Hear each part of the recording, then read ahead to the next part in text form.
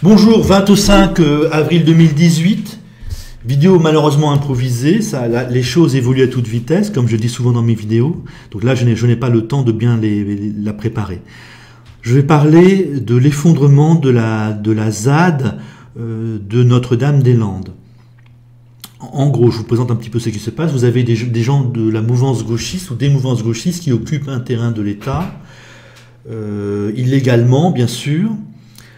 L'État veut, alors l'État Macron, l'État centriste veut les expulser, et ces gens de la mouvance gauchiste ont dit deux choses, me semble-t-il, qu'ils étaient prêts à mourir et à tuer des gendarmes pour rester là, et que la ZAD était le lieu de la construction de nouveaux rapports sociaux, d'un monde nouveau, d'une nouvelle utopie. Donc on avait l'impression de gens qui allaient se battre jusqu'à la mort pour certains d'entre eux, très loin pour beaucoup et jusqu'à la mort pour certains d'entre eux, pour rester sur place et essayer de construire le monde nouveau dont ils rêvent.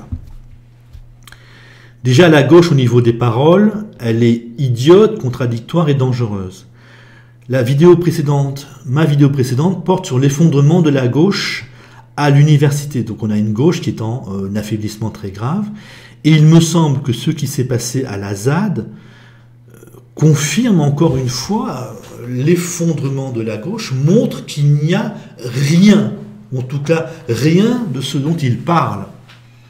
Qu'est-ce qui s'est passé à la ZAD? Donc on a eu à peu près une semaine de combat contre les gendarmes, entre gendarmes et zadistes. On n'a eu aucun mort, c'est minable, nom de Dieu. Aucun mort, apparemment aucun blessé grave. Puis on s'attendait à de grands combats pour la seconde semaine. Et on a eu des négociations. Et puis, instantanément, paf, la ZAD a disparu. Apparemment, hein. Les gens ont dit c'est terminé, c'est fini, il y a eu un accord avec le gouvernement, et ça s'est décomposé à une vitesse folle. Donc si c'est vraiment ça, s'il n'y a plus rien, si la ZAD a disparu en 2 ou 3 minutes, apparemment, en une seule journée, vous n'avez rien d'autre, à mon avis, qu'un nouvel effondrement de la gauche. À partir du moment où ils nous ont dit on est là pour construire un monde meilleur, on est là pour rester, et on va se battre extraordinairement durement pour notre idéal, et que concrètement, dès que l'État pousse un petit peu et propose simplement à ceux qui ont construit une entreprise de l'officialiser, parce que j'ai l'impression que c'est ça, j'ai bien compris, ça se termine, ça se décompose à toute vitesse. Encore une fois, les gauchistes montrent qu'il n'y a rien, qu'ils ne proposent rien. Donc en parole, ils sont idiots. Chez la jeunesse universitaire, ils commencent à ne plus rien représenter. Et au niveau local, leurs actions, ils viennent de montrer là qu'il n'y a rien non plus, qu'ils n'ont pas de conviction. Encore une fois, la gauche vient de montrer qu'apparemment c'est du rien. Mais littéralement, du rien du tout. Vous êtes face à un gauchiste, il dit quelque chose, c'est une ânerie. Il fait quelque chose, il n'y croit pas.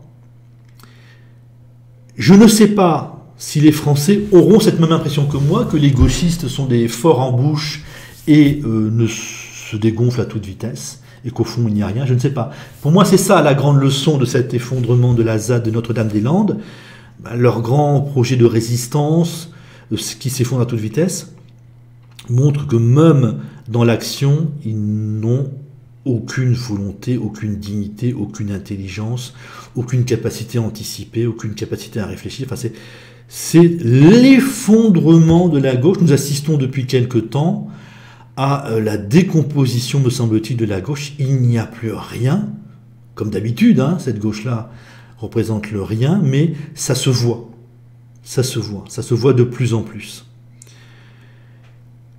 Que va devenir cette gauche? C'est quoi la gauche en réalité? À mon avis, ce ne sera plus rien d'autre qu'une milice. Une milice au service des bobos, avec comme discours officiel, encore une fois un discours officiel, on va se cacher derrière l'antiracisme, mais le racisme des Allemands ne les dérange absolument pas. Donc la réalité, ce sera de tabasser les opposants, ceux qui sont en désaccord avec le projet bobo, c'est-à-dire l'Allemagne, la finance, l'immigration de masse. En gros, donc les gauchistes vont être violents avec tous les gens qui ne sont pas d'accord avec eux. Ça signifie les patriotes, ça signifie les identitaires. L'identitaire, je peux admettre, hein, je pense moi que les identitaires veulent expulser tous les noirs et tous les blancs, tous les noirs et tous les beurs, y compris ceux qui sont français de cœur. Donc là, ça, je ne suis pas d'accord avec ça. Mais donc, j'ai entendu parler de gauchistes qui avaient agressé des militants d'Asselineau, par exemple. Ça ne sera que cela, une violence autorisée par le pouvoir en place, autorisée par les bobos, contre les patriotes, contre ceux qui veulent s'opposer au projet européo-financier en quelque sorte, à l'Europe et à la finance, et maintenant à l'immigration de masse. Il pourrait bien ne plus être que ça. Donc avec en quelque sorte l'effondrement de leur dernier discours, on construit quelque chose à Notre-Dame-des-Landes, on veut construire concrètement un monde nouveau, on veut plein d'initiatives locales.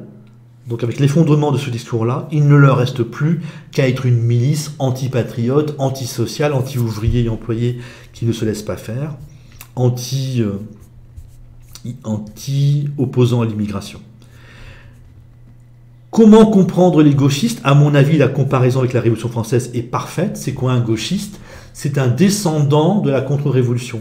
La Révolution française, ça a aussi été des pauvres qui se sont battus, des pauvres qui voulaient la Révolution française, qui la soutenaient, qui se sont battus contre d'autres pauvres qui s'opposaient à la Révolution française.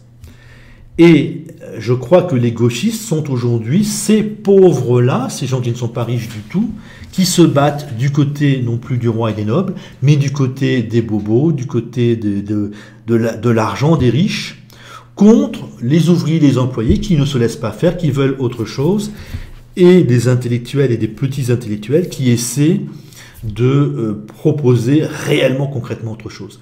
Là, je pense qu'on a encore une fois, alors pour la France au minimum, une avancée dans l'effondrement gauchiste.